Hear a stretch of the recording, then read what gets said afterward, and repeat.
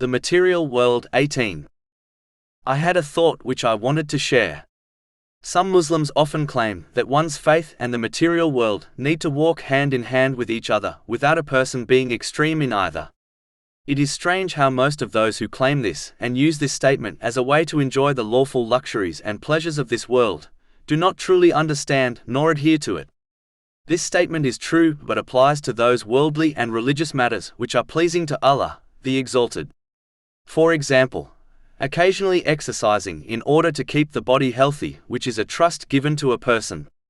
It does not mean one can enjoy the lawful pleasures of this world in excess, while neglecting following the footsteps of the Holy Prophet Muhammad, peace and blessings be upon him, by gaining and acting on Islamic knowledge, even if they fulfill the standard obligatory duties.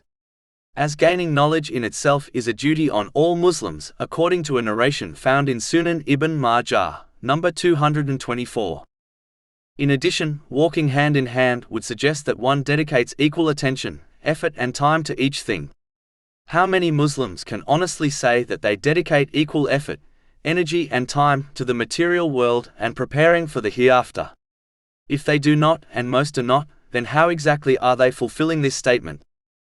A Muslim should not fool themselves, as their time on earth is limited and they will not be given a second chance once they depart from it.